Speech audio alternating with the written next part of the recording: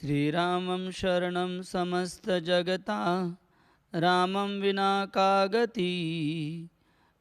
रामेण प्रतिहन्यते कलिमलं रामाय कार्याय नमः। रामेण प्रतिहन्यते रामत्रस्यति कालभीमभुजगो रामस्य सर्वं वशे। रामेर्भक्तिरखण्डिता भवतु मे रामं त्वमेव आश्रया। भगवान श्री रामचंद्र संपूर्ण जगाला शरण देणारे आहेत। भगवान श्री रामाशिवाय दुसरी कोणतीच गती जीवाला नाही। भगवान श्री राम कलियुगातल्या सर्व दोषांना नष्ट करतात, म्हणून मी श्री रामचंद्रांना नमन केले पाहिजे। श्री रामचंद्र कालरूपी श्रीरामचंद्रांना कालरूपी सर्पही घाबरतो। सर्व जगत भगवंताच्या शक्तीनुसार कार्य करते। भगवंता, आमची अखंडिता भक्ती ही तुमच्या चरणाशी राहू दे, कारण तुम्हीच माझे आश्रयस्थान आहात। जय श्रीराम। सर्वप्रथम जय श्रीराम। सर्वप्रथम या 7 दिवसीय रामकथेमध्ये आपल्या सर्वांचं हार्दिक स्वागत आहे। आज आपण रामायणाच्या 5व्या दिवशी चर्चा करत आहोत। पहिल्या दिवशी आपण चर्चा केली की रामायण म्हणजे नक्की काय, किंवा रामायण श्रवण करण्याचा लाभ काय होतो। जसं रामायण म्हणजे राम ज्या मार्गाचं अनुगमन करतात, किंवा त्यांचे शरणागत भक्त ज्या मार्गाचं अनुगमन करतात, त्या मार्गाचं आपण अनुगमन केलं पाहिजे। या अर्थी वाल्मिकी ऋषींनी या दिव्य ग्रंथाला, महाकाव्याला रामायण हे नाव दिलेलं आहे। हे पहिल्या दिवशी आपण चर्चा केली। दुसऱ्या दिवशी रामकथेच्या आपण चर्चा केली की भगवंत या भूतलावरती का अवतीर्ण होतात।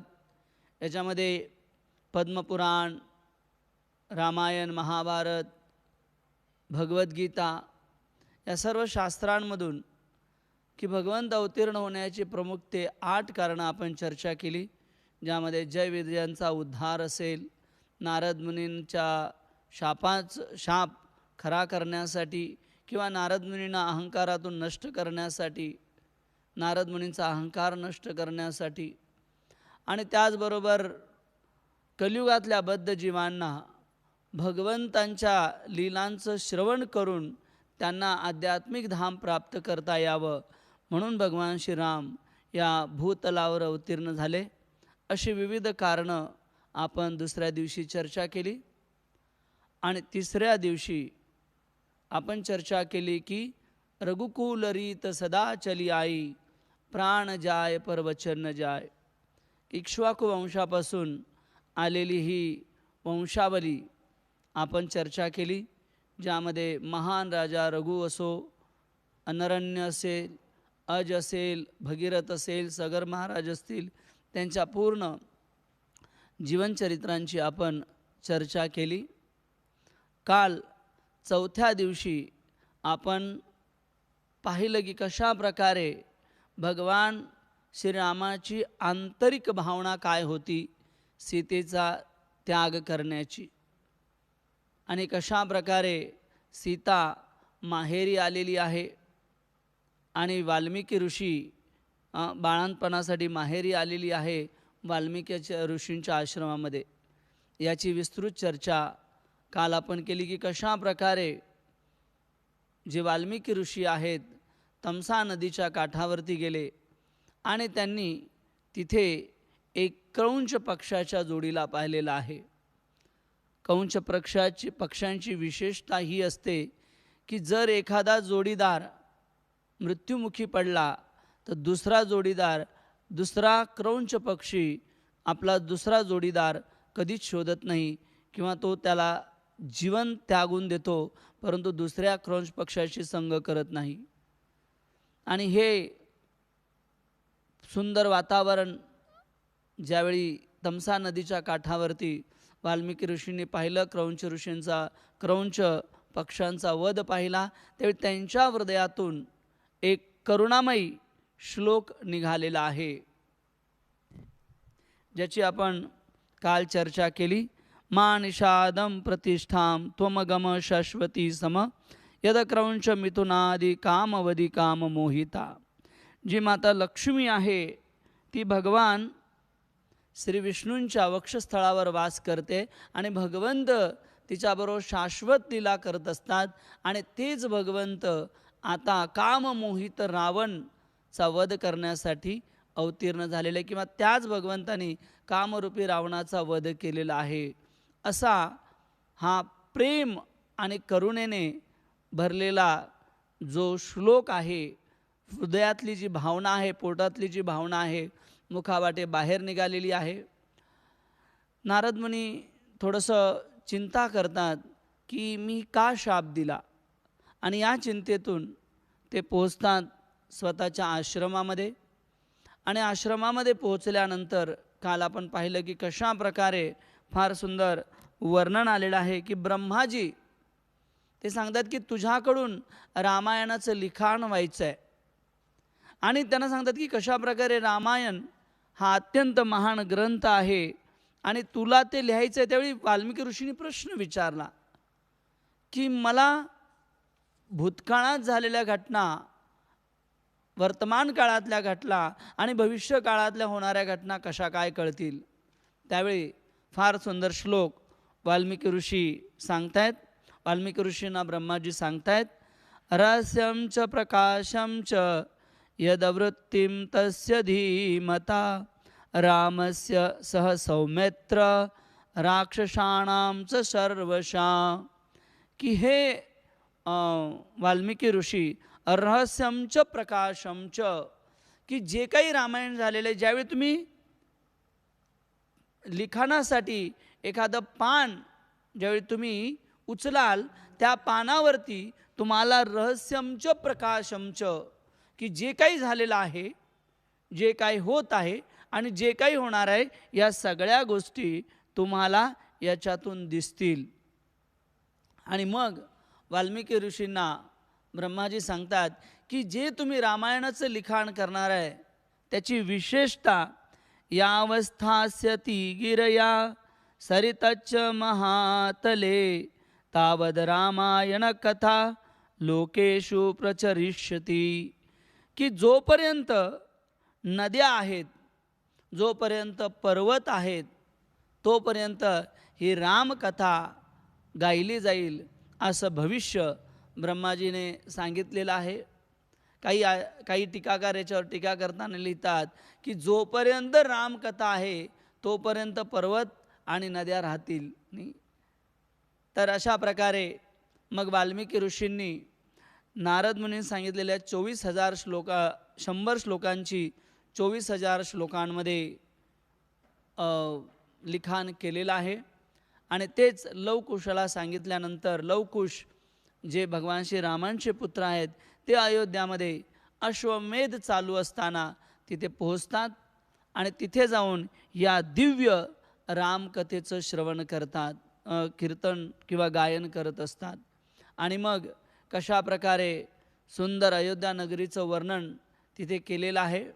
जसं आजही मी अयोध्या नगरीचं वर्णन ऐकत होतो, तर त्याच्यामध्ये फार सुंदर सुंदर कन्सेप्ट, फार सुंदर सुंदर गोष्टी लिहिलेल्या आहे की तिथे कोणी अल्पकाळाने मृत्यू होत नव्हता, कोणी कुष्ठरोगी नव्हता, अपंगही नव्हता. इतकंच काय, ते फार सुंदर दिलं की नक्की कुटुंब म्हणजे काय. एक टीकाकार लिहितात की त्यावेळी दशरथ महाराज किंवा जे अयोध्यावर राज्य चालवत होतं त्यावेळी कुटुंब म्हणजे काय, तर त्या कुटुंबामध्ये कमीत कमी लास्ट फायनल 10 लोक पाहिजेत. त्याला कुटुंब म्हणायचे. आई वडील, मुलगा, सून, असे 4. त्याच्यानंतर मग त्यांना 2 मुलं 1 मुलगी 7, त्या 2 मुलांच्या 2 सुना 9, आणि एक गेस्ट हा नेहमी आपल्याकडे हवा, असं 10 लोकांचं कुटुंब हे याचं वर्णन अयोध्येमध्ये रामायणामध्ये आहे. तर अशा प्रकारे फार सुंदर वर्णन रामायणामध्ये आलेलं आहे अयोध्या नगरीचं. परंतु महाराज दशरथ हे चिंतित आहेत आणि मग वशिष्ठ ऋषींच्या आज्ञेवरून त्यांनी पुत्रकामेष्टी यज्ञ सुरू केलेला आहे ऋषीशृंग यांच्या अध्यक्षतेखाली. आणि मग फार सुंदर पुन्हा रामायणामध्ये वर्णन आलेलं आहे की कशा प्रकारे त्याचवेळी सगळे देवीदेवता भगवंताकडे जाऊन सांगतात की या रावणाचा वध करण्यासाठी काहीतरी केलं पाहिजे. भगवंत सगळ्यांना आश्वासन देतात की मी मनुष्य योनीमध्ये अवतीर्ण होणार आहे, तुम्ही सर्वांनी वानरांच्या योनीमध्ये अवतीर्ण व्हा. आणि मी वेगवेगळे देवीदेवता वेगवेगळ्या वानरांच्या रूपामध्ये या भूतलावरती अवतीर्ण झालेले आहेत. आणि मग वर्णन आलेलं आहे की कशा प्रकारे अश्वमेध यज्ञानंतर जो पुत्रकामेष्टी यज्ञ सुरू आहे, त्या पुत्रकामेष्टी यज्ञामध्ये हजारो ब्राह्मणांना दान दिलं जात आहे, हजारो ब्राह्मण मंत्र उच्चारण करत आहे, गोदान केलं जात आहे, त्याचबरोबर अन्नदान केलं जात आहे. आणि स्वतः महाराज दशरथ या पुत्रकामेष्टी यज्ञाची परिपूर्णता करण्यासाठी योग्य ती काळजी घेत आहेत. कालांतराने पुत्रकामेष्टी यज्ञ जसा जसा संपण्यास पूर्ण होण्यासाठी आला, त्यावेळी स्वतः त्या यज्ञकुंडातून एक दिव्य पुरुष प्रकट झालेले आहेत. त्याने लाल वस्त्र परिधान केले होते. त्याचं जे तेज आहे ते हजारो सूर्यांना लाजवेल इतकं त्याचं तेज आहे. आणि त्यांच्या हातामध्ये सुंदर पायसम खिरीचं भांडं आहे. आणि हे खिरीचं भांडं घेतल्यानंतर त्यांनी ते महाराज दशरथांच्या हातामध्ये दिलेलं आहे. आणि दशरथ महाराजांनी त्यांना प्रणाम करून ते भांडं प्राप्त केलेलं आहे. आणि त्या दिव्य पुरुषाला 3 प्रदक्षिणा त्यांनी केलेल्या आहेत. आणि 3 प्रदक्षिणा केल्यानंतर ते दिव्य पुरुष दशरथ महाराजांना सांगतात की ही जी खीर आहे ही देवतांद्वारे निर्मित खीर आहे. आणि या खिरीचं तू तुझ्या राणीला जर ही खीर खायला दिली तर नक्कीच तुझ्या घरी जो आहे तो तुला पुत्र प्राप्त होतील. आणि असं सांगितल्यानंतर दशरथ महाराज फार आनंदी झालेले आहेत. आणि दशरथ महाराजांनी ती खीर जी आहे ती 3 राण्या, कारण जवळजवळ 350 राण्या आहेत, परंतु त्याच्यामध्ये 3 राण्या अत्यंत महत्त्वाची आहे. कौशल्या सर्वात ज्येष्ठ राणी आहे. आता काही नियमानुसार जर राजाला एखादी गोष्ट प्राप्त झाली तर त्याचा अर्धा भाग हा नियमानुसार ज्येष्ठ राणीला दिला गेला पाहिजे, हा त्यावेळचा एक नियम होता. कौशल्या, मधली राणी ही सुमित्रा, आणि जी शेवटची राणी होती ती अत्यंत सुंदर, ज्याच्यावरती दशरथ महाराजांचा अत्यंत जीव होता, ती होती कैकेयी. आणि आता दशरथ महाराज ते जे पायसम आहे, ती खीर आहे, ती वाटण्यासाठी गेलेले आहेत. आणि नियमानुसार कौशल्याला अर्धा भाग मिळाला पाहिजे. आणि मग कशा प्रकारे ही जी वाल्मिकी ऋषी सांगतात की कशा प्रकारे दशरथ महाराजांनी महिमते बुद्धिमान होऊन ही खीर वाटलेली आहे, याचं फार सुंदर वर्णन रामायणामध्ये आहे. कौशल्याये नरपती पार्थ अर्ध ददो तता अदो दर्द तदो चापी सुमित्राय नरादीपा. तर त्यांनी काय केलं, सगळ्यात पहिलं पाय अर्ध तदो तता, की जे खीर होती त्या खीरमधला अर्धा भाग जो आहे तो त्यांनी काय केलेला आहे, कौशल्याला नियमाप्रमाणे दिलेला आहे. म्हणजे जर 100% असेल तर 50% कौशल्याला दिलेला आहे, आता उरलेला आहे 50%. आणि मग ते म्हणतात अदो दर्दो तदो चापी सुमित्राय नरादीपा. मग उरलेले जे 50% खीर आहे त्याच्यातली अर्धी खीर नियमानुसार सुमित्राला देण्यात आली, कारण सुमित्रा वरिष्ठ आहे. मग 25% खीर सुमित्राला देण्यात आली.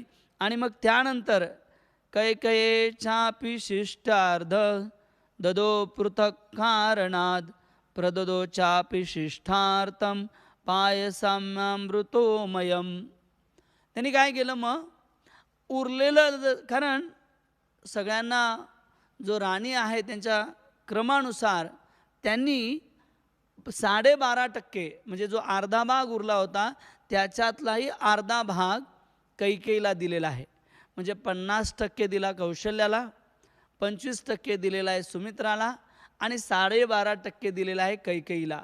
आणि मग वाल्मिकी ऋषी सांगतात की उरलेला 12.5% दशरथ महाराजांनी कोणाला दिला आणि का दिला आणि कसा दिला. फार सुंदर त्यांचं वर्णन आहे. ते म्हणतात अनुचित्या सुमित्राय पुणेश्वे महामते एवं तासा ददो राजा भार्याणाम पायसं पृथक. ते म्हणतात की अनुचिंत्या दशरथ महाराजांनी काय केलं की चिंतन केलं की उरलेला हा 12.5 भाग हा मी कोणाला द्यायचा आहे आणि मग त्यांनी तो सुमित्राला दिलेला आहे. तर मग हा राण्यांवरती अन्याय आहे का? नाही. तर त्यांनी काय केलं चिंतन केलं. तर वाल्मिकी ऋषी फार सुंदर त्याचं कारण सांगतात. ते म्हणतात की ज्यावेळी कौशल्याला ते पायसम देण्यात आलं 50%, कौशल्याने काय केलं ते पायसमची जी खीर आहे ती प्राशन्न करून घेतली. मग सुमित्राला ज्यावेळी 25% दिलं तर सुमित्रा ती हातावर घेऊन तिने ते पायसम हातामध्येच ठेवलेलं आहे. आणि जसं 12.5% कैकेयीला दिलं, कैकेयीने देखील ते पायसम काय केलेलं आहे स्वीकार केलेला आहे, तिने ते ग्रहण केलेलं आहे. परंतु सुमित्राने अजून ग्रहण केलं नव्हतं. नियमानुसार जो पहिला पायसम खाईल त्याला पहिला पुत्र, दुसरा पायसम खाईल त्याला दुसरा पुत्र, तिसरा पायसम खाईल त्याला तिसरा पुत्र, हा नियम होता. परंतु सुमित्रामध्ये असून देखील तिची ही भावना होती की माझे पुत्र जे आहेत या 2 राण्यांचे सेवक व्हावेत, ही भावना सुमित्राची होती. म्हणून सुमित्राने खीर प्राशन केली नाही. आणि ही अनुचिंत्या हे पाहून की सुमित्रा ही दास भावनेमध्ये आहे, सेवा भावनेमध्ये आहे, त्यामुळे काय केलेलं आहे दशरथ महाराजांनी ते अमृत किंवा ती खीर सुमित्राला प्रदान केलेली आहे. आणि म्हणून कौशल्याचा राम, कैकेयीचा भरत आणि सुमित्राचे लक्ष्मण आणि शत्रुघ्न, ज्यांनी लक्ष्मण हे भगवान श्रीरामाचे अनन्य सेवक झाले आणि शत्रुघ्न हे भरताचे अनन्य सेवक झालेले आहेत. आणि प्रभुपाद लिहितातही की सेवा भक्ती म्हणजे भगवंताची प्रेममयी सेवा. आणि भक्ती सुमित्राची बघून दशरथ महाराजांनी ते पायसम अशा प्रकारे वितरित केलेलं आहे. आणि अशा प्रकारे आता भगवंतांचा जन्म व्हायची वेळ आलेली आहे.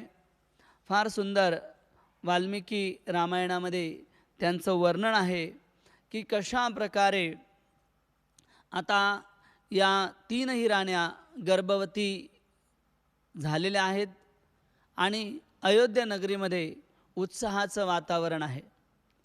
जवळजवळ 6 ऋतू निघून गेलेले आहेत, म्हणजे 12 मास.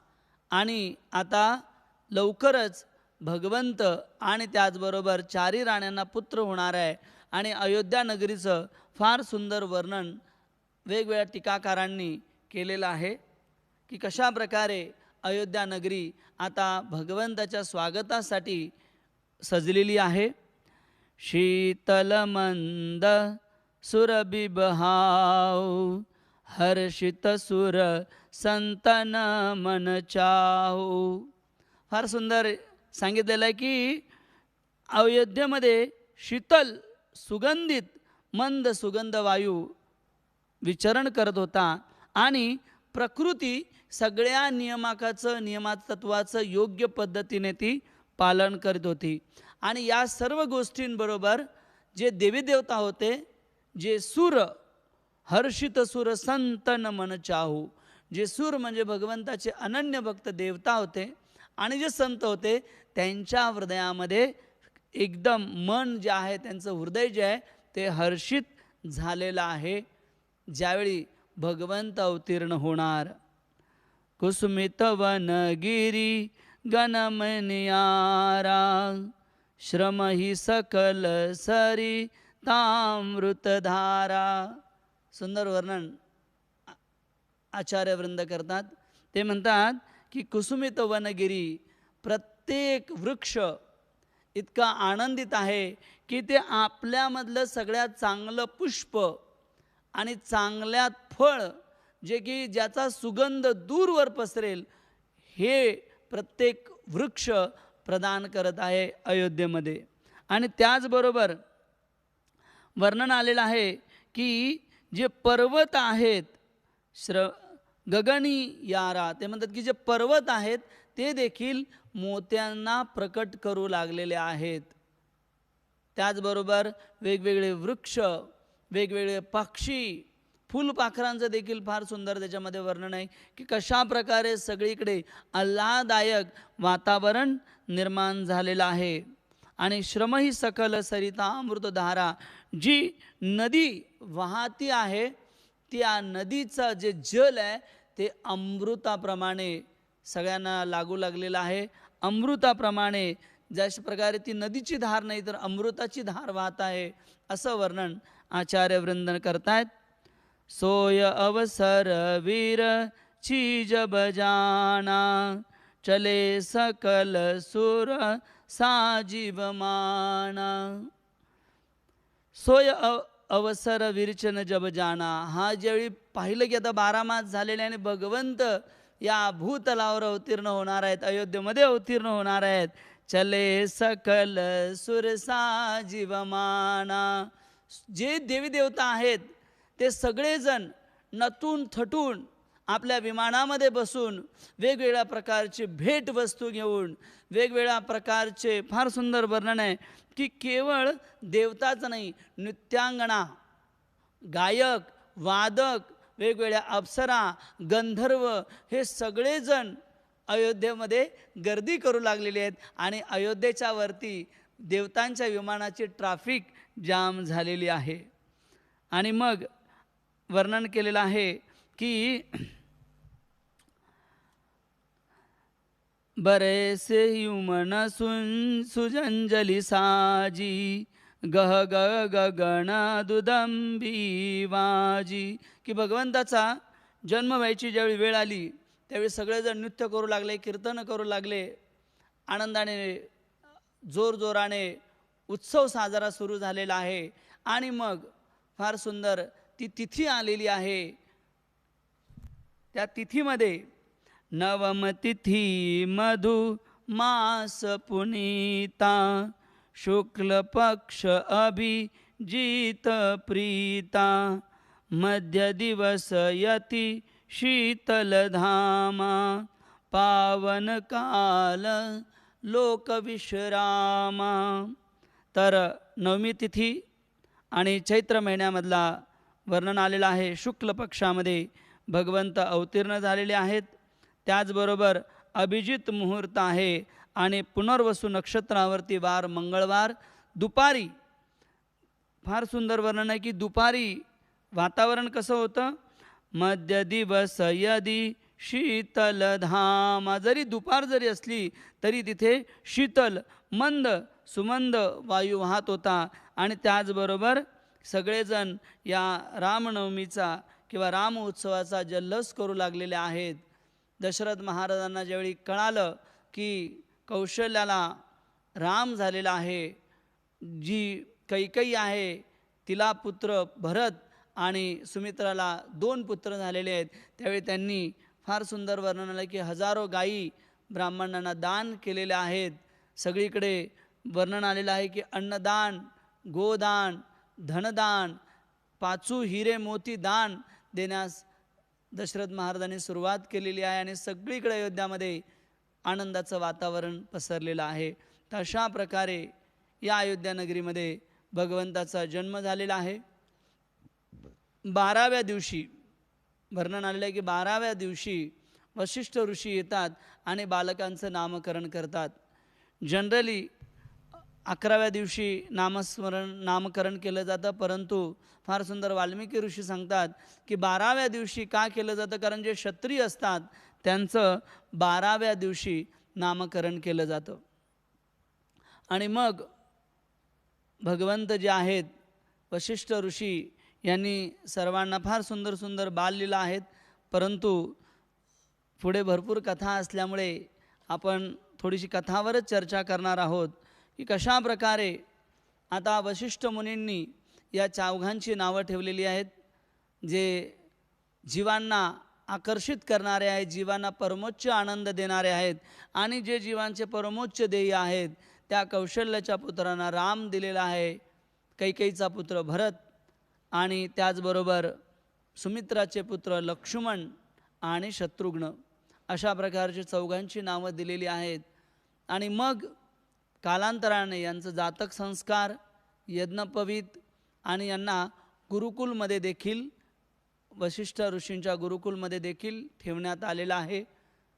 भगवान श्रीरामांच्या बाललीलांचं फार कमी वर्णन आहे, नच्या बरोबर वर्णन आहे.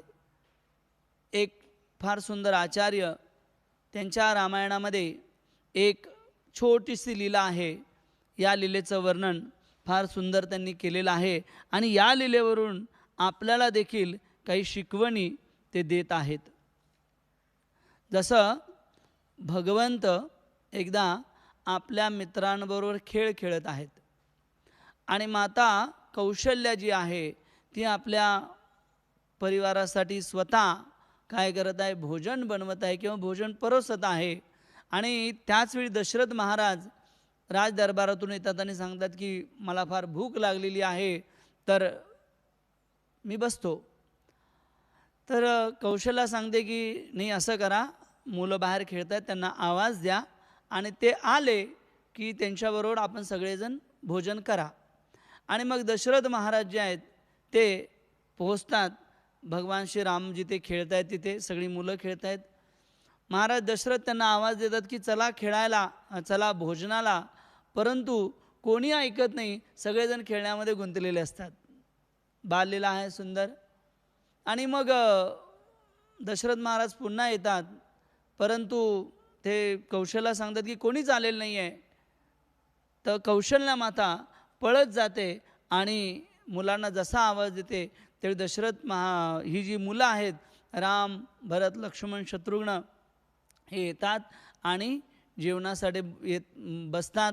ठुमक ठुमक, फार सुंदर ते गीत आहे, ठुमक ठुमक भगवंत येतात चालत आणि भोजनासाठी बसलेले आहेत. तर त्या आचार्यांनी फार सुंदर 3 ते 4 कारणं दिलेली आहेत की का दशरथ महाराजांनी बोलवल्यानंतर राम आले नाहीत आणि कौशल्याने बोलवल्यानंतर आले. तर आपल्या जीवनामध्ये देखील कोणती भावना पाहिजे ज्यावेळी राम आपल्या नामजपाने किंवा नामकीर्तनाने आपल्याकडे आकर्षित होतील. फार सुंदर त्याच्यामध्ये ते लिहितात की सगळ्यात पहिली भावना होती की ज्यावेळी महाराज दशरथ बोलवण्यासाठी गेले त्यावेळी महाराज दशरथांचा शाही वेश होता, म्हणजे त्यांच्या अलंकार होते, दिव्य वस्त्र होते आणि शाही वेशमध्ये ते बोलवण्यासाठी गेले होते. परंतु भगवंत काही आले नाही. परंतु माता कौशल्या ही पळत धावत पोचलेली आहे आणि तिने रामचंद्रांना बोलवलेलं आहे. तर याच्यावरून ते आचार लिहितात की जोपर्यंत आपल्या जीवनामध्ये उपाधी असतील, पदांची अपेक्षा असेल किंवा पदांचा जर अभिमान असेल, तर भगवंत जे आहेत ते आपल्या नामजपाने येणार नाहीत. त्यासाठी कौशल्या मातेसारखी निर्मळ भक्ती किंवा निर्मळ जीवन गरजेचं आहे. खरं तर त्यांचं जीवन निर्मळ आहे. हे आपल्यासाठी शिकवणी आहेत की आपल्या जीवनामध्ये देखील पद किंवा पोस्ट याचा गर्व नसावा. जर तो गर्व असेल, अहंकार असेल, तर भगवंत येणं आपल्यासाठी कठीण आहे. त्यानंतर दुसरं वर्णन आहे की ज्यावेळी दशरथ महाराज भगवंतांना बोलवण्यासाठी गेले त्यावेळी इतका वेश होता, त्यामुळे त्यांची जी चाल आहे ती शीतल होती. हळूहळू हळूहळू चालले होते आणि म्हणून भगवंत आले नाही. परंतु माता कौशल्या ज्यावेळी तिला कळालं की राम येत नाही आणि महाराज दशरथ आता बसणार आहेत, त्यावेळी ती पळत गेली, धावत गेली आणि तिने त्यांना बोलवलेलं आहे. इथे आचार्य वर्णन करतात की ज्या प्रकारे दशरथ महाराज शीतल हळूहळू हळूहळू गेले, त्याच प्रकारे जर आध्यात्मिक जीवनामध्ये आपला उत्साह नसेल, नामजप करण्यामध्ये उत्साह नसेल, भगवंताची सेवा करण्यामध्ये उत्साह नसेल, केवळ करायचं आहे म्हणून करायचं आहे, 16 माळा करायच्या आहेत म्हणून करायच्या आहेत.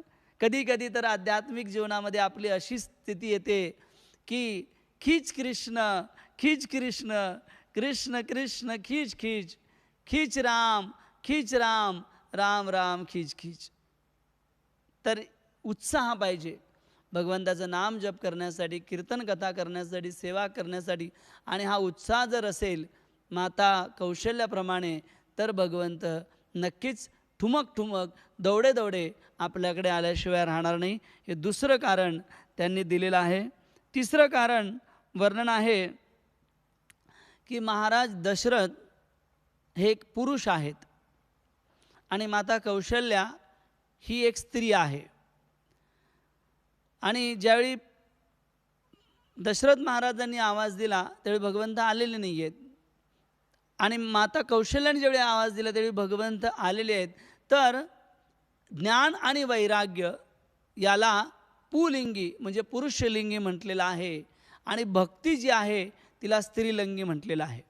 तर दशरथ महाराज हे पुरुष असल्यामुळे ज्ञान आणि वैराग्याचं प्रतिनिधित्व करतात, आणि कौशल्या माता ही स्त्री असल्यामुळे ती भक्तीचं प्रतिनिधित्व करते, कारण भक्ती स्त्रीलिंग आहे. त्याच प्रकारे भगवान श्रीरामांना कोणता जीवात्मा आकर्षित करू शकतो, कोणता ज्ञान आणि वैराग्याद्वारा तो भगवान श्रीरामांना आकर्षित करू शकत नाही. किती ज्ञान असेल, किती वैराग्य असेल, हिमालयामध्ये जरी तपस्या करत असेल तरी तो भगवंतांना आकर्षित करू शकत नाही. उलट शुद्ध भक्तीद्वारा, ज्या प्रकारे कौशल्य माताची भक्ती होती त्या भक्तीद्वारा जीवात्मा भगवान श्रीरामांना आकर्षित करू शकतो, असं टीकाकाराचं तिसरा टीका होती. आणि चौथं फार सुंदर लिहितात, ते म्हणतात की ज्यावेळी दशरथ महाराज राजवाड्यामध्ये आले त्या भोजन कक्षामध्ये, ते दशरथ महाराजांना भूक लागली होती आणि ते रामाला कशासाठी बोलवण्यात गेले की जर राम आले तर माझाही प्रसाद होईल. ही टीका आहे, परंतु याच्यातून आपल्यासाठी महत्त्वाचा संदेश आहे. तर राम खरं तर ते स्वतः आधी आपलं भोजन करण्यासाठी गेले होते. त्यांची भावना होती की स्वतःला संतुष्ट करणं, परंतु माता कौशल्याची भावना होती की भगवंतांना कसं वेळेत भोजन मिळेल. त्याच प्रकारे ज्यावेळी जीवात्मा भगवंताचं नामजप करेल, भगवंताचं कीर्तन करेल, त्याच्यामध्ये भावना काय आहे हे अत्यंत महत्त्वाचं आहे. की स्वतःला भोग, इंद्रिय तृप्ती हवी आहे की हा नामजप भगवंताच्या आनंदासाठी, भगवंताच्या कीर्तनासाठी करत आहोत, यावर गणित अवलंबून आहे की भगवंत आकर्षित होतील की नाही होतील. जर आपली भावना केवळ भोग करण्याची वृत्ती असेल, मम देही, मला द्या, मला हे हवं आहे, मला ते हवं आहे, मला घर हवं आहे, मला गाडी हवी आहे, मला बंगला हवी, ही भौतिक भावना जर असेल स्वतःला संतुष्ट करण्याची, आणि त्या उद्देशाने जर नामजप करत असू, भक्तांच्या संघात येत असू, तर भगवंत आकर्षित होणार नाही. परंतु जर केवळ भगवंतांना संतुष्टी द्यायची या भावनामध्ये जर आपण भगवंताची भक्ती किंवा कीर्तन केलं तर नक्कीच भगवान श्रीराम दौडे चले आएंगे, असं एका फार सुंदर टीकाकाराचं मत आहे. असो, यानंतर भगवंतांच्या फार सुंदर सुंदर बाललीला आहेत, थोड्याफार आहेत बाललीला, परंतु त्याची चर्चा आपण करणार नाही आहे. आणि अशा प्रकारे आता भगवंत गुरुकुलमध्ये जाऊन त्यांनी 64 दिवसामध्ये वसिष्ठ ऋषीकडून सर्व कला अवगत केलेल्या आहेत. आणि सर्व कला अवगत केल्यानंतर भगवंत आता अयोध्येमध्ये 12 वर्षाचे झालेले आहेत. आणि 12 वर्षाचे झाल्यानंतर वर्णन आहे की त्याचवेळी भगवंतांच्या लग्नाची बोलणी सुरू आहे की आता भगवंताचं लग्न केलं पाहिजे, श्रीरामांचं लग्न केलं पाहिजे. वयामध्ये आलेले आहेत ते. आणि त्याचवेळी अयोध्या नरेश दशरथ महाराजांना कळतं की विश्वामित्र मुनी आपल्या अयोध्या नगरीमध्ये प्रवेश करत आहेत.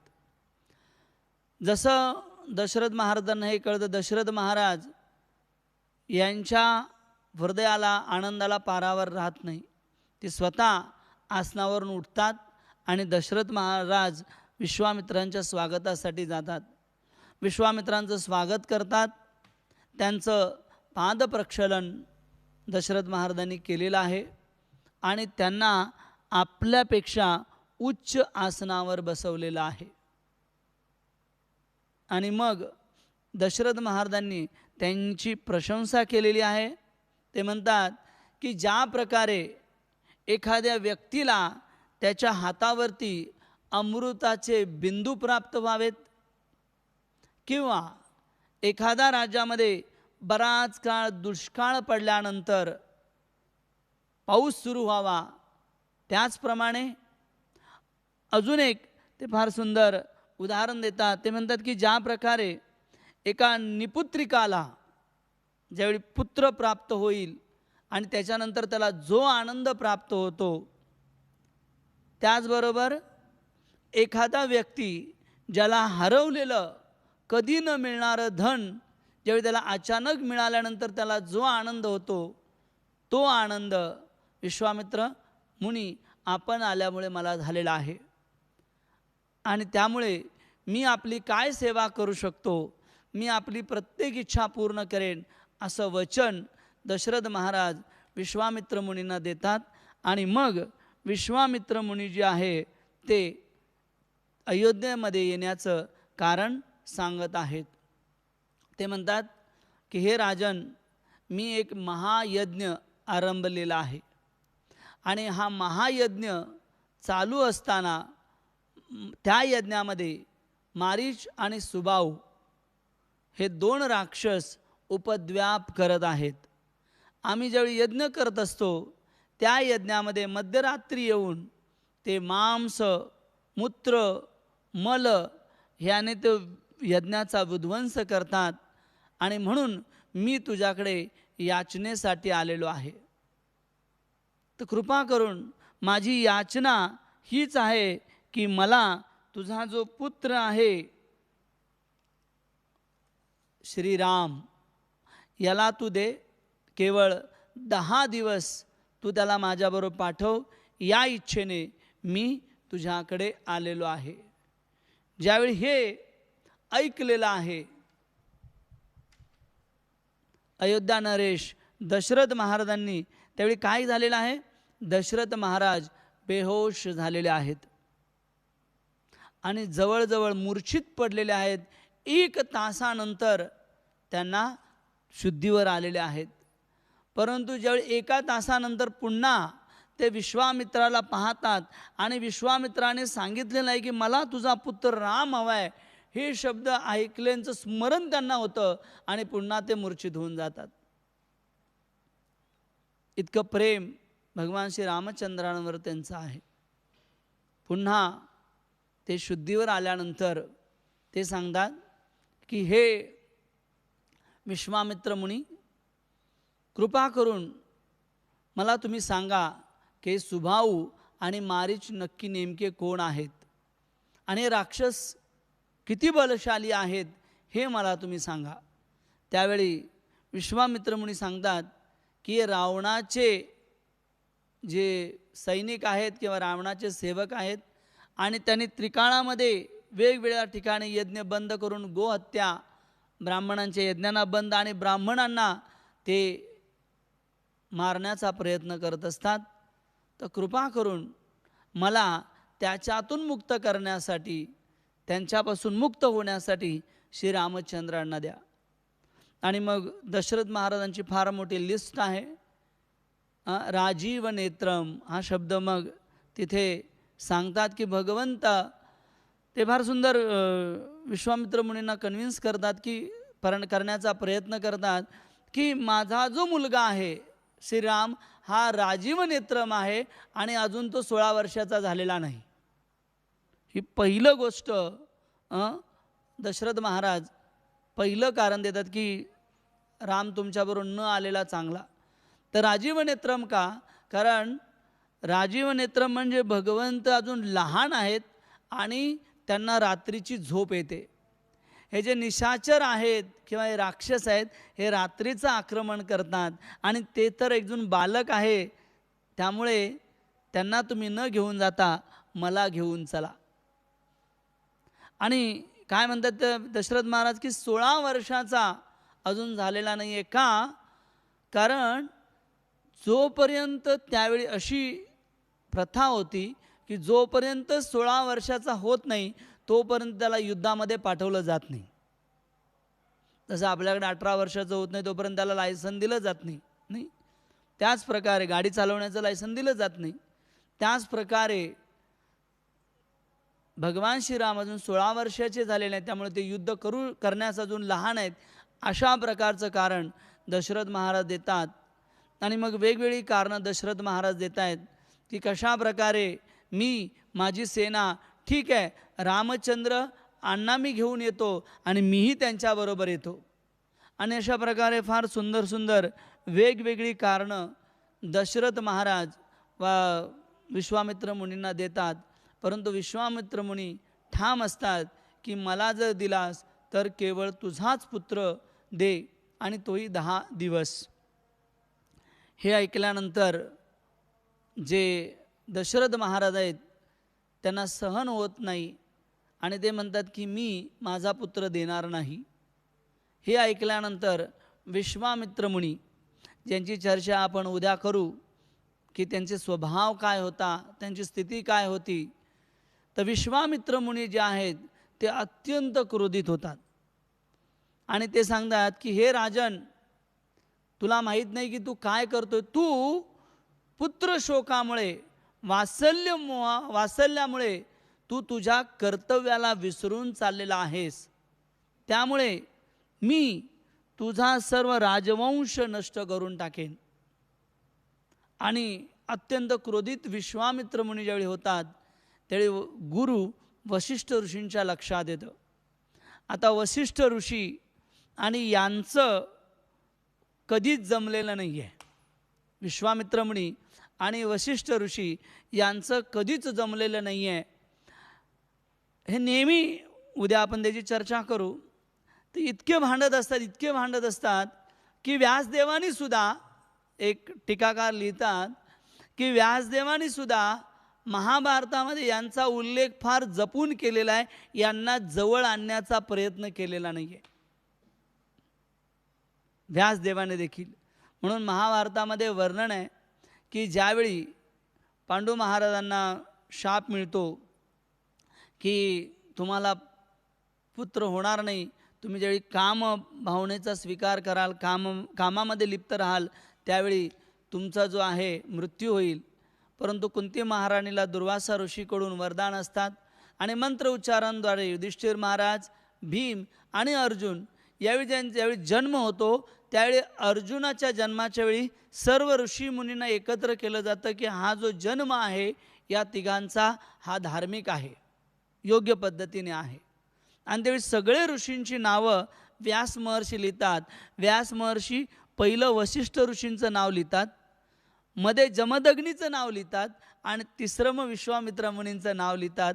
तर टीकाकार लिहितात की मध्ये त्यांचं नाव का लिहिलं जमदग्नीचं, कारण जर दोघांना बाजूबाजूला ठेवलं तर त्याचं नाव पहिलं का आणि माझं दुसरं का, याच्यावरून दोघांचा वाद होईल. इतकं दोघं कट्टर विश्वामित्र मुनी आणि वशिष्ठ ऋषींचा वाद आहे.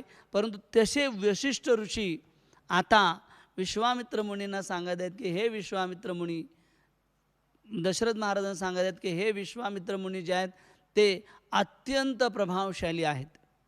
त्यांचं गुणगान ते तिथे करतायत. ते म्हणतात की विश्वामित्र जे आहेत त्यांना शंकराने फार मोठे मोठे वरदान दिलेले आहेत आणि त्यांच्याकडे अत्यंत प्रभावशाली अस्त्र आहेत.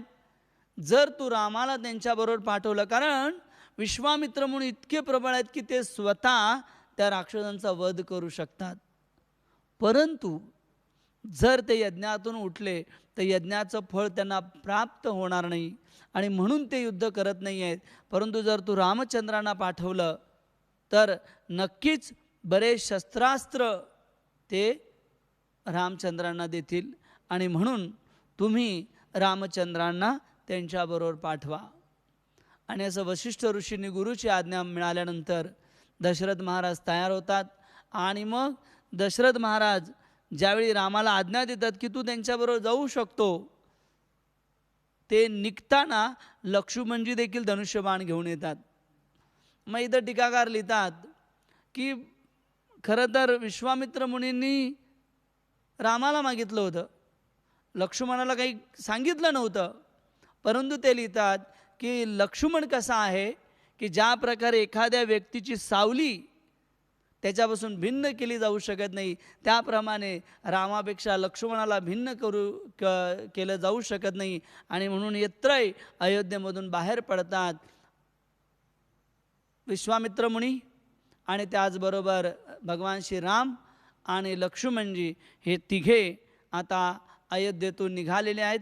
आणि अयोध्येतून निघत असताना मग वर्णन आलेलं आहे की फार सुंदर पद्धतीने ते गंगा नदीच्या तटावरती पोहोचल्यानंतर बरेच अंतर चालून गेल्यानंतर 20 मैल रामायणामध्ये वर्णन आहे, 20 मैल अंतर चालून गेल्यानंतर विश्वामित्र मुनी हे विश्राम करतात. आणि त्या ठिकाणी ते भगवान श्रीराम आणि लक्ष्मणाला बल आणि अतिबल या 2 महत्त्वाच्या विद्या प्रदान करतात. आणि हे जे 2 विद्या आहेत किंवा 2 जे अस्त्र आहेत त्यांचं वर्णन देखील वाल्मिकी ऋषींनी रामायणामध्ये केलेलं आहे. की ते सांगतात की हे जे 2 विद्या आहेत किंवा 2 जे अस्त्र आहेत त्याचं महत्त्व काय. ते म्हणतात की जर तुम्ही झोपेत असाल तर तुमच्याकडे जर या विद्या असतील तर तुमचं कोणीही तुम्हाला आक्रमण करू शकणार नाही. या विद्येने तुम्ही सामर्थ्यशाली तर नक्कीच व्हाल आणि त्याचबरोबर सौभाग्य, ज्ञान, चातुर्य, निश्चय याच्यामध्ये श्री रामचंद्र तुझी कोणीही बरोबरी करू शकत नाही. या बल आणि अतिबल या विद्याने तुला भूक आणि तहान देखील लागणार नाही.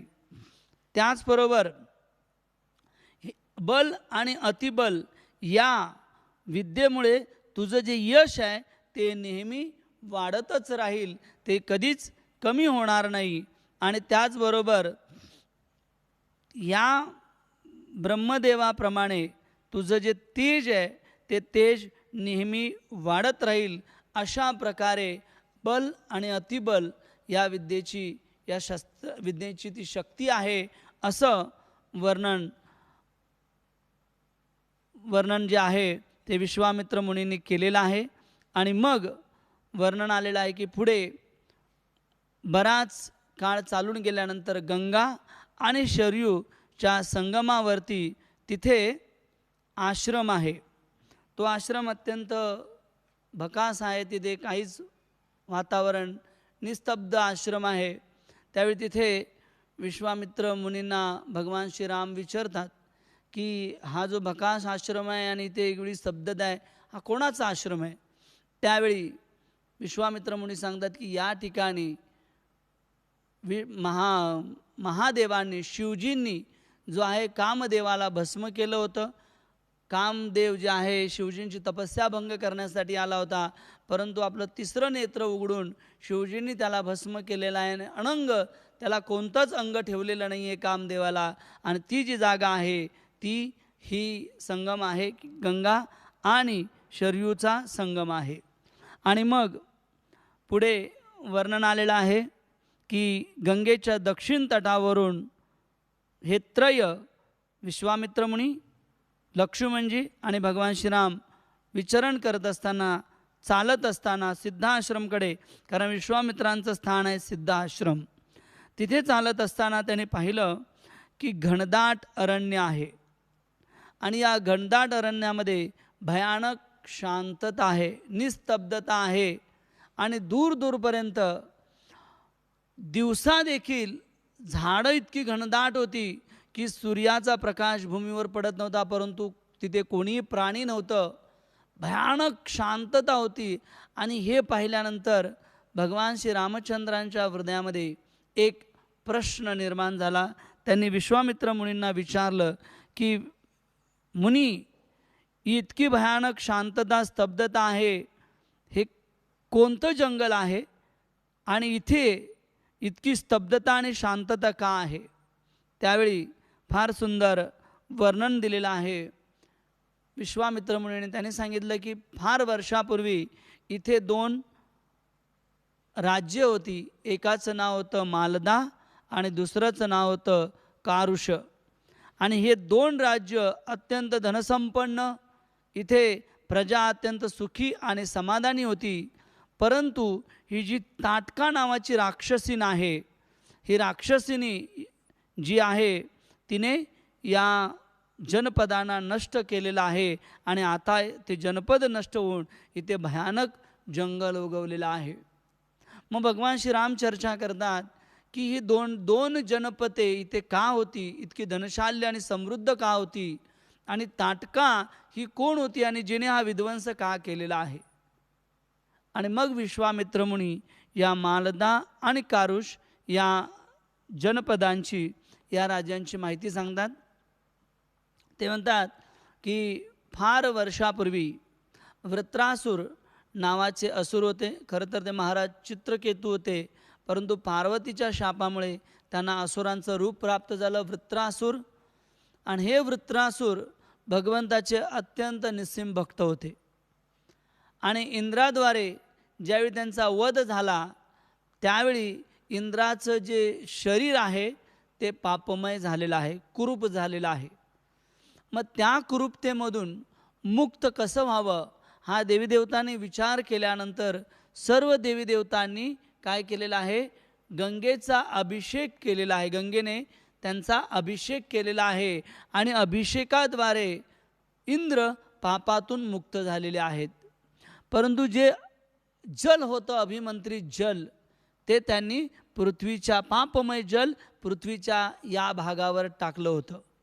त्यामुळे तो जो पापाचा भाग आहे तो पृथ्वीला देखील प्राप्त झाला होता.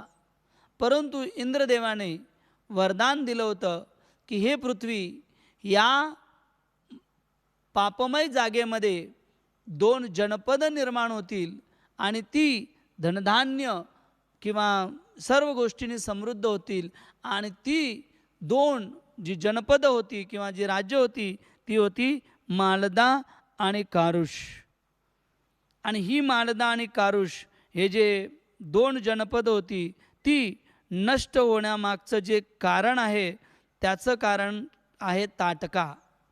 आणि ताटका ही यक्षिण आहे आणि तिच्या अंगामध्ये हजारो हत्तींचं बळ आहे. असं सांगितल्यानंतर रामायणामध्ये वर्णन आहे की श्रीराम पुन्हा एक प्रश्न विचारतात. अल्पवीर्या यदा यक्षी श्रूयते मुनिपुंगव कथम नाग्य सहस्रस्य धारयत्य बलाबलम. ते म्हणतात की जी एक अबला आहे तिच्यामध्ये थोडीशी शक्ती असते आणि यक्षिण अबला आहे तिच्यामध्ये थोडीशी शक्ती असते. मग हिच्यामध्ये इतकी शक्ती कुठून आली? आणि या प्रश्नांचं उत्तर आता विश्वामित्र मुनी देत आहेत. विश्वामित्र मुनी सांगतात की पूर्व काळाची ही गोष्ट आहे. बऱ्याच वर्षापूर्वी सुकेतू नावाचा यक्ष, याला पुत्र किंवा पुत्री नव्हती, निसंतान होता.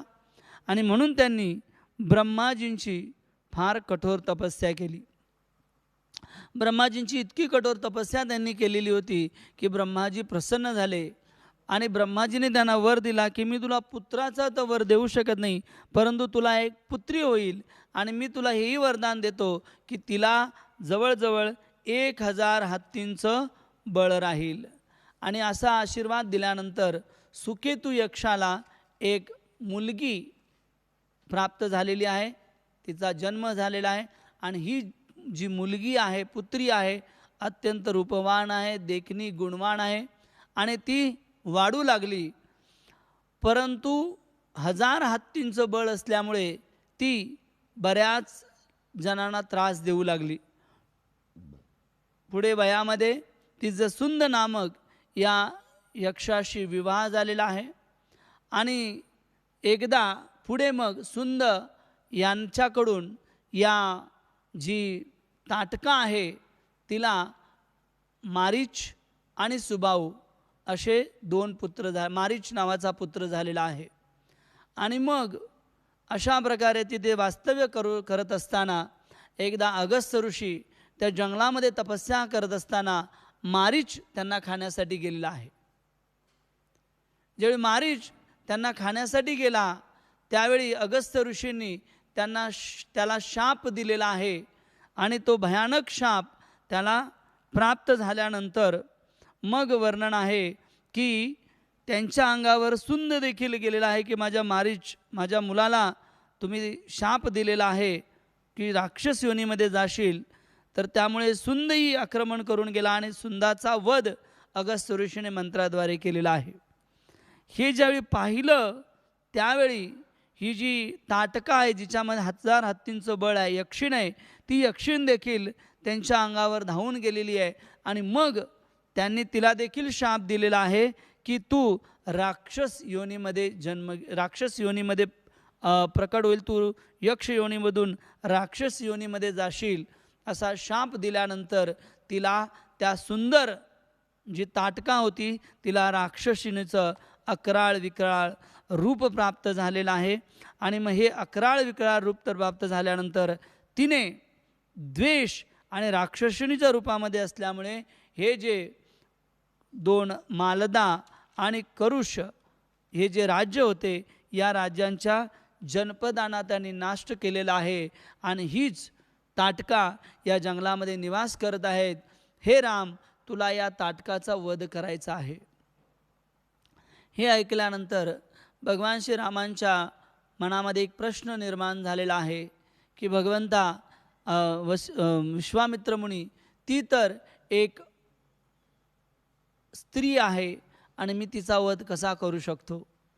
त्यावेळी फार सुंदर पद्धतीने विश्वामित्र मुनींनी रामाला क्षत्रियाचं कर्तव्याचं वर्णन दिलेलं आहे की क्षत्रियांचं कर्तव्य काय. आणि ते सांगतात की ज्यावेळी 4 वर्ण, मग ब्राह्मण, क्षत्रिय, वैश्य, शूद्र या जे 4 वर्ण आहेत, या 4 वर्णावर ज्यावेळी संकट येतं त्यावेळी ती संकट आणणारी व्यक्ती पुरुष असो, स्त्री असो, कोणी असो, राक्षस असो, त्याचा वध करणं हे क्षत्रियाचं कर्तव्य आहे. आणि मग म्हणून राम, तू तिचा वध करणे अत्यंत आवश्यक आहे.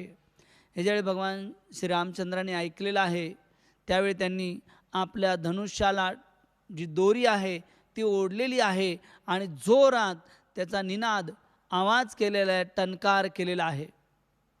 त्यावेळी ताटका आपल्या गुफेमध्ये विश्राम करत आहे. या आवाजाने ताटका आहे ती भयभीत होऊन जाते. त्याचबरोबर द्वेषाने तिच्या मनामध्ये द्वेष निर्माण होतो की माझ्या या परिसरामध्ये हा आवाज कोणी केला. आणि मग ती मनुष्याच्या वासाने भगवान श्रीराम आणि विश्वामित्र मुनी जिथे आहेत तिथे येते आणि भगवंत जे आहेत अग्नीय बाणाद्वारे वर्णन आलेलं आहे की ताटकाचा वध करतात. आणि ज्यावेळी ताटकाचा वध करतात त्यावेळी देवी देवता पुष्पवृष्टी भगवान श्रीरामचंद्रांवरती करतात. आणि पुढे विश्वामित्र मुनी आणि भगवान श्रीरामचंद्रांचा प्रवास सुरू होत आहे. त्याचबरोबर ज्यावेळी भगवान श्रीरामाने ताटकाचा वध केलेला आहे, ताटकाचा वध केल्यानंतर भगवान श्रीरामचंद्र ज्यावेळी विश्राम करत असतात त्यावेळी इंद्र हे विश्वामित्र मुनींना भेटण्यासाठी येतात. आणि विश्वामित्र मुनींना सांगतात की आमच्या सर्व देवतांची एक बैठक झाली, मीटिंग झाली आणि या मीटिंगमध्ये असं ठरलेलं आहे की तुमच्याकडे ज्या काही दिव्य शक्ती आहेत त्या तुम्ही भगवान श्री रामचंद्रांना देणे अत्यंत गरजेचं आहे आणि तुम्ही त्या त्यांना प्रदान कराव्यात. असं सांगितल्यानंतर वर्णन आलेलं आहे की जवळजवळ वाल्मिकी रामायणामध्ये एक पूर्ण अध्याय आहे की या अध्यायामध्ये भगवान श्रीरामांना विश्वामित्र मुनींनी बरेचसे वरदान जे आहेत, बरेचसे जे अस्त्रशस्त्र आहेत ते त्यांनी भगवान श्रीरामाला दिलेले आहेत. जवळजवळ पूर्ण एक अध्याय 15 ते 16 श्लोक आहेत की कशा प्रकारे ते दिव्य अस्त्र होते. आणि त्यानंतर ते पोहोचतात सिद्धाश्रम या ठिकाणी, जिथे विश्वामित्र मुनींचा महायज्ञ चालत होता. आणि तिथलं वातावरण हे वाल्मिकी ऋषी फार सुंदर पद्धतीने करतात की कशा प्रकारे तिकडे निसर्गाची देण होती, निसर्ग तिथे ओसांडून वाहत होता, पशुपक्षी हिरणाचे झुंड, असं दिव्य वातावरण पाहिल्यानंतर भगवान श्रीरामांनी विश्वामित्र मुनीला विचारलं की या सिद्ध आश्रमाचा इतिहास काय आहे. त्यावेळी विश्वामित्र मुनीने पुन्हा त्या सिद्ध आश्रमाचा वृत्तांत सांगितलेलं आहे की ज्यावेळी बली महाराज हे राजा होते आणि शुक्राचार्यांच्या मदतीने त्यांनी देवीदेवतांवरती विजय प्राप्त केलेला आहे. देवीदेवतांवरती विजय प्राप्त करून त्यांनी इंद्राचं पद प्राप्त केलेलं आहे. आणि मग अश्वमेध यज्ञ त्यांनी आरंभलेला आहे. त्या यज्ञामध्ये भगवान विष्णू हे वामन रूपामध्ये अवतीर्ण होऊन गेलेले आहेत आणि त्यांनी 3 पग धरती ही बली महाराजांकडून मागितलेली आहे आणि ती त्यांनी दान दिल्यानंतर भगवंतांनी 2 चरणांमध्ये सर्व ब्रह्मांड नापून घेतल्यानंतर 2 चरणांमध्ये त्यांनी ते पूर्णपणे स्वीकार केलं.